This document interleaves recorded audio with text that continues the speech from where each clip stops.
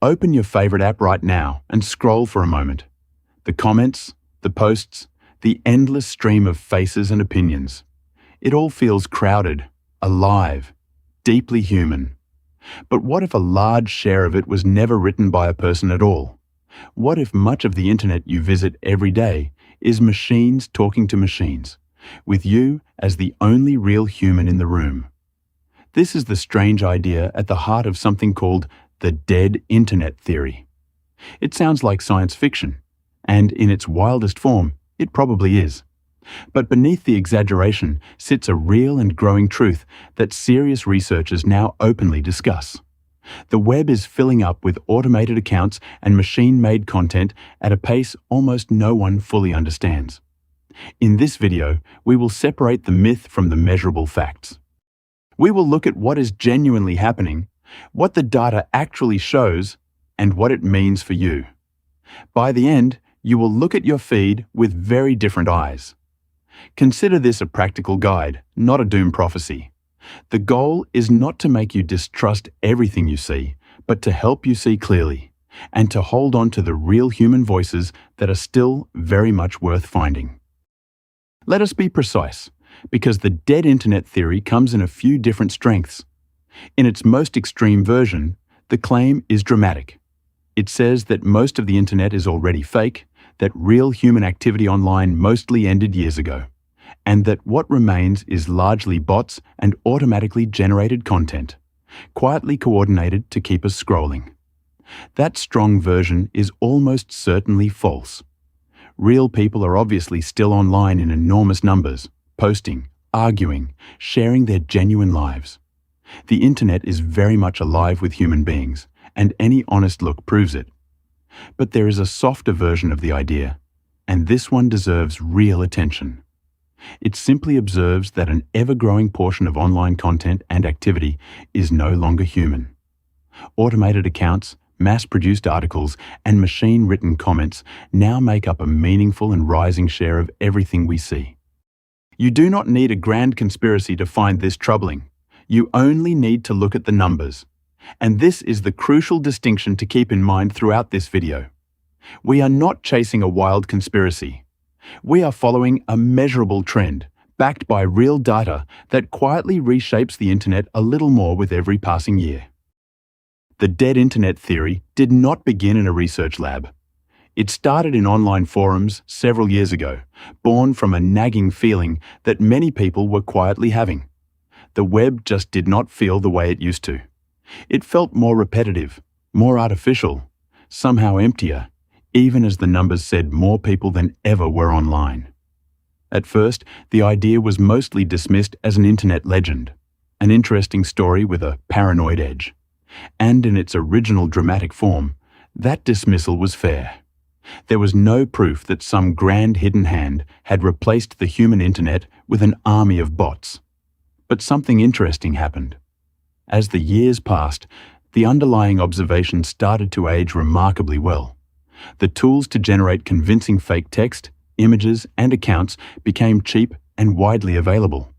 What began as a fringe theory slowly turned into a lens that helped explain real changes people could feel. The story was exaggerated, but the instinct behind it was pointing at something genuine. It is a useful reminder that a story can be wrong in its details while still capturing something true in its spirit. Many people felt the change long before anyone could measure it, and their quiet unease turned out to be a kind of early warning. Here is where the conversation stops being speculation and starts being measurement. For years, companies that study web traffic have published reports on how much of it comes from automated programs rather than humans. And the figures are genuinely striking. In many recent studies, automated traffic accounts for roughly half of all activity on the internet. Let that settle for a second. That does not mean half the internet is a conspiracy. Many bots are perfectly ordinary and useful. Search engine crawlers, monitoring tools, helpful services doing their jobs. But a large slice of that automated traffic is not helpful at all. It is designed to imitate human behavior, to click, scroll, and post in ways meant to look real. So when you feel that the internet is more crowded with non-human activity than it used to be, you are not imagining things. The measurements support the feeling. A very large portion of what moves across the web each day is software pretending, to some degree, to be a person like you. And remember, this share has generally been rising, not falling. As the tools to create convincing automated activity grow cheaper and more capable, the balance keeps tilting further away from the purely human web we once took completely for granted. For most of the internet's life, creating content took real human effort. Writing an article, filming a video, composing a song. Each demanded time and skill. That natural friction kept a rough balance between how much content existed and how many real people made it. Then that friction quietly disappeared. Modern AI tools can now produce endless written articles, images, and videos in seconds at almost no cost. A single person can generate thousands of blog posts overnight. Entire websites can be filled with machine-written text that no human ever read before it went live. The barrier that once limited content to human speed simply collapsed. The result is a flood. The internet is being filled faster than any group of humans could ever manage because much of the new material is not made by humans at all. This is not necessarily sinister. Much of it is just businesses chasing clicks. But the sheer scale changes the character of the web itself.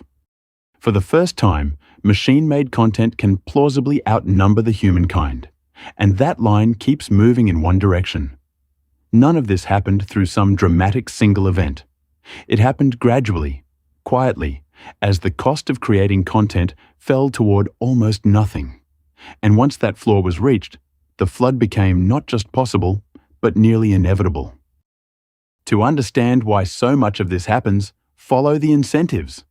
Online, attention equals money. Likes, comments, followers, and views can be turned into advertising revenue, influence, and sales. And wherever a number carries value, a market appears to inflate that number artificially. For years, there has been a thriving underground economy in fake engagement.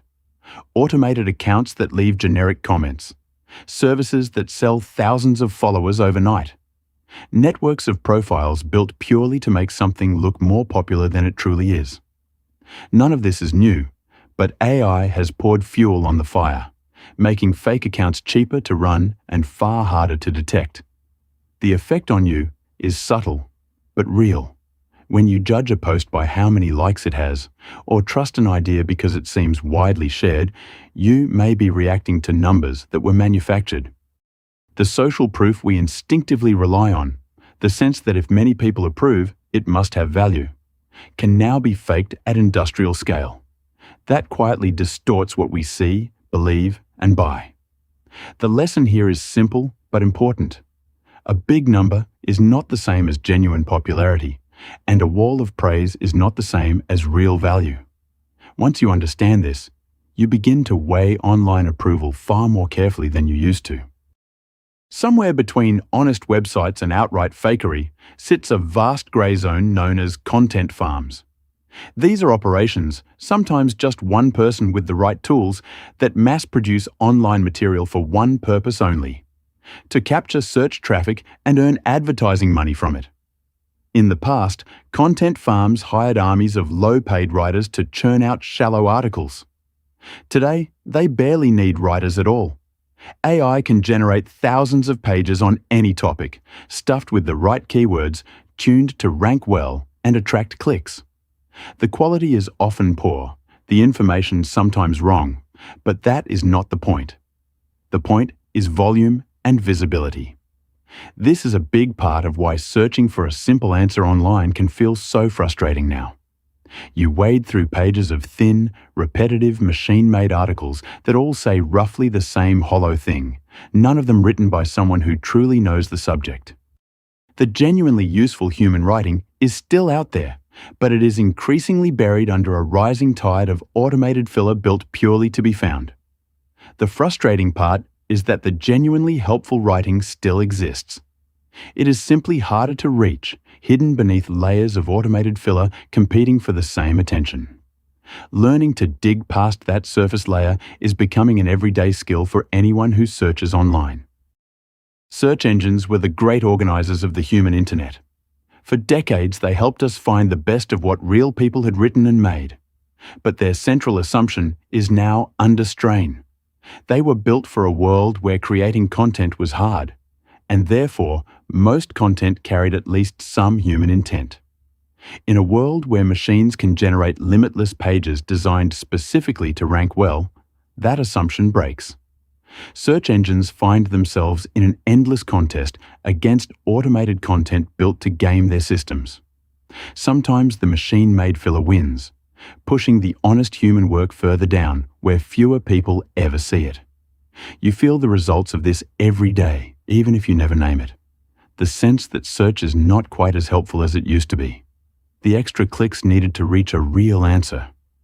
This is not your imagination, and it is not simple decline. It is the visible edge of a deeper struggle between systems that organize information and systems that mass-produce it. That quiet contest now shapes what billions of people find when they go looking for the truth. The encouraging part is that this contest is not over, and the human side is far from defeated. Every time you seek out and reward genuine sources, you cast a small vote for the kind of internet you actually want to find. Social media feeds are where this all becomes personal. Your feed feels like a window into what real people are thinking, sharing, and caring about. But that window is heavily filtered, and increasingly, some of the faces on the other side are not people at all. Automated accounts now populate every major platform. Some are obvious spam, easy to ignore. Others are sophisticated, posting believable content, joining conversations, and building fake histories that make them look genuinely human over time. They can push certain topics, amplify particular views, or simply add to the sense that everyone is talking about a given thing. The deeper effect is on your perception of reality.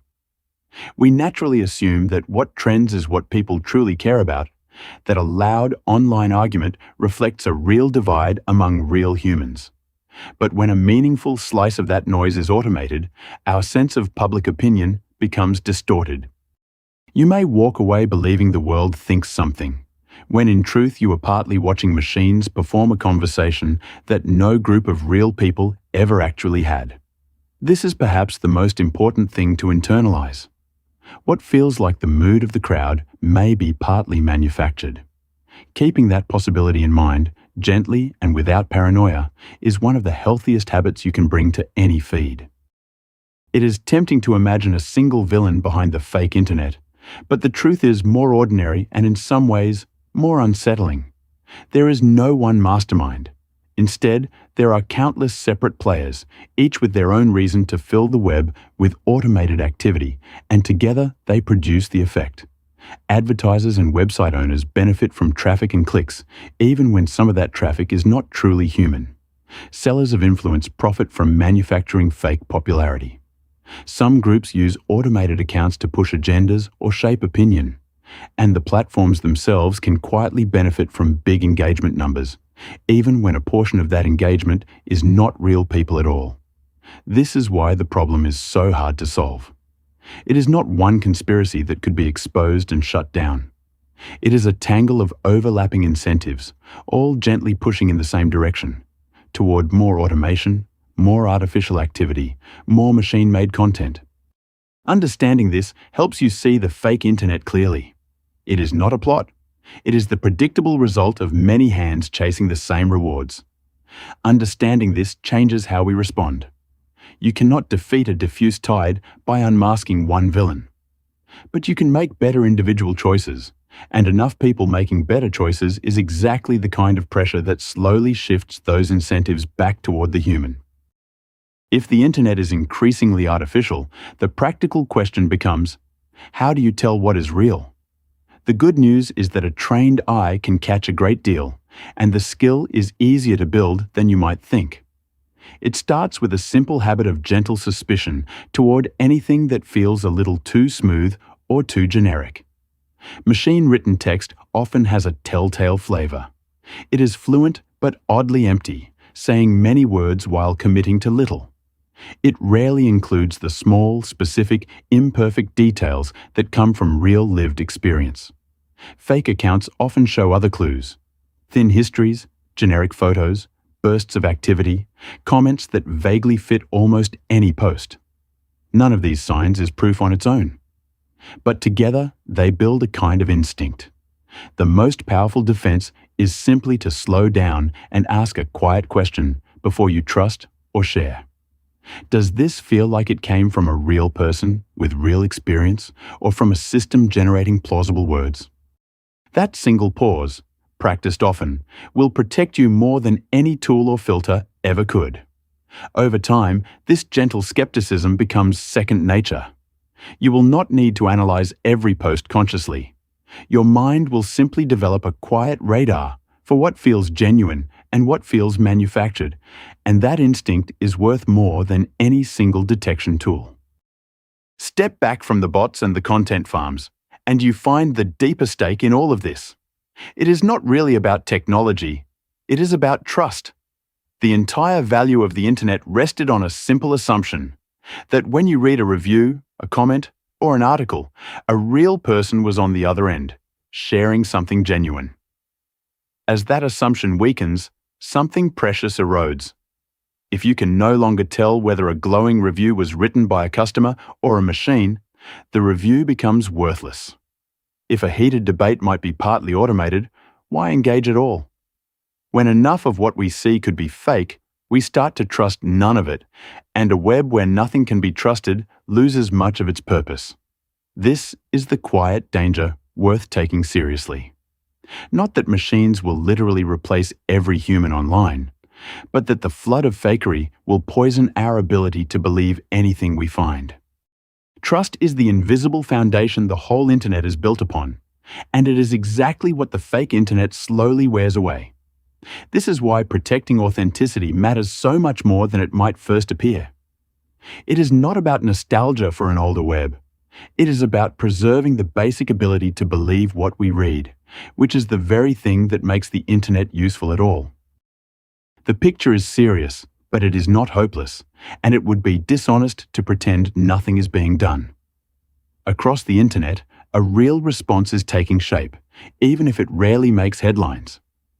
The same advances that made fake content easy are also being turned toward detecting it. Platforms invest heavily in systems designed to identify and remove automated accounts. Researchers develop better methods to recognize machine-generated text and images. New ideas are being explored to verify that a real human is behind an account, and to label content that was made by AI, so people at least know what they are looking at. It is an ongoing contest, with each side adapting to the other. There is also a growing cultural shift, and this may matter most of all. As more people become aware of the fake internet, genuine human connection becomes more valued, not less. Smaller, trusted communities are quietly flourishing. Authentic voices stand out more sharply against the automated noise. The response is not only technical, it is human, and it is already underway. So while the challenge is real, so is the response. On both the technical side and the human side, people are actively working to keep the internet honest. Progress is uneven, but the effort is genuine, and awareness like yours is a meaningful part of it. After all of this, we can finally answer the question honestly. Is the internet dead? No. The dramatic version of the theory, the one claiming real humans have mostly vanished, is simply not true. Billions of genuine people are online right now, creating, connecting, and living real digital lives every single day. But the softer, more careful version deserves respect. The internet is not dead, yet it is changing in a profound way. It is becoming a mixed space, part human and part machine, where the line between the two grows blurrier every year. The pure human internet of the past, if it ever fully existed, is fading into something new and far more artificial. Perhaps the most honest phrase is not a dead internet, but a diluted one. The human signal is still there, strong and real, but it is increasingly surrounded by automated noise. The task ahead is not to mourn a web that has died, It is to learn how to find, protect, and treasure the genuine human parts within a web that is quietly filling with machines. That reframing matters. The task ahead is not despair, but discernment. Not to give up on the web, but to become a more thoughtful traveler through it, one who knows how to seek out the warmth of genuine human presence amid the noise. So, where does this leave you, the real person who made it all the way to the end of this video? Not helpless, and certainly not doomed to drown in a sea of machines.